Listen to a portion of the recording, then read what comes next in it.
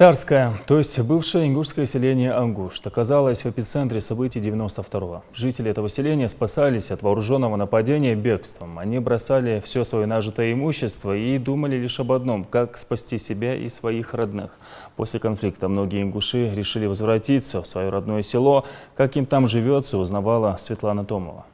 Султан Оздоев вернулся в село Тарское 10 лет назад. Большая семья ютилась в двух небольших комнатах. Со временем Оздоевы смогли скопить бюджет и, наконец, построить большой дом. Теперь дело осталось за малым – накрыть крышу. Султан рассказывает, что с соседями и ингушами, и осетинами живут дружно, общаются и ходят друг к другу в гости. События осени 92-го для обычных людей – страшная страница, которую они вспоминать не хотят и в которой друг друга не винят. Приехал, потому что я здесь жил, вырос, в школу здесь, в армии, везде. Поэтому мне здесь нравится. Во время событий осени 92-го многие ингуши из села Тарское были вынуждены покинуть свои дома, юридически расположенные на территории Северной Осетии. Спустя более 2 десятилетий ингуши, вернувшись на родную землю, многие стали обустраиваться. На сегодняшний день заново построено свыше 100 домов. И это вовсе не предел. Каждый год в Тарское возвращается по 3-4 ингушских семьи. Одна из таких – семья Лейлы Евкуровой. Женщина уже 8 лет живет в вагончике. Ее греет надежда, что скоро она сможет построить здесь дом. И даже такие стесненные условия ее не смущают.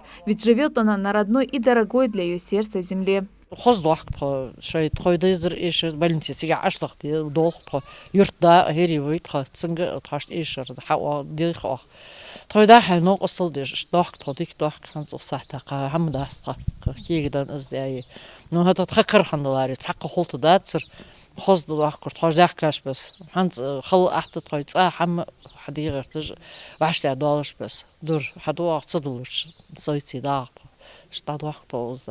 В селе для проживания созданы все условия. Даже построена мечеть, которую прихожане могут посещать в любое время. Идрис Даскиев живет в Тарском с 59-го года. Несмотря на свои 86 лет, чувствует себя очень хорошо.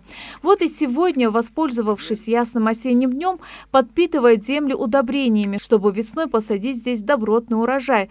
После осени 92-го обратно в Тарское дедушка переехал с первым потоком ингушей, которые вернулись в село в 98 году. С тех пор он тоже заново построил дом и завел немалое хозяйство. По его словам, живут они здесь дружно, и никто не желает повторения тех страшных событий. В 98 году мы بتأجر باشر ساشوين ومتشكي واحد وده لحق ولا تخن شدين هديهم نو لو شم ناتوس إيش هذي شرط دي قمة تلديسهم سن دي زربين إسام تحس أولش ناخديهم شن ورا ورا ناخديه هم دقس هارولش شميتر لات مسنا تقد مدري بين ديهم بستين داخ ديز وياخدوك أمالش حدو سربه. Также, по словам Идриса Даскиева, с местной властью у них хорошие отношения. А не так давно в администрацию его вызывал глава села и вручил диплом почетного жителя села Тарское.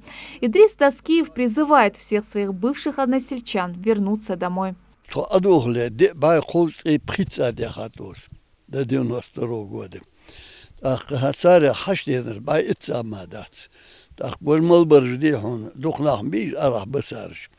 صغر سأوينا حبيش إشقوان بلري أدمشتر وحدو الآن تخوي ناخ إشخيط أخيتش تخوش بيزن دي تخوي ديكات مونت شخلش ديك أخيتش تحن ديخش ديك أخيتش يمتش ما صارش تشوش لبارات مير ديهم دوهن اللي باروتو ميوز منقل حق باروتو ميوز لحت عدي باروتو ميوز.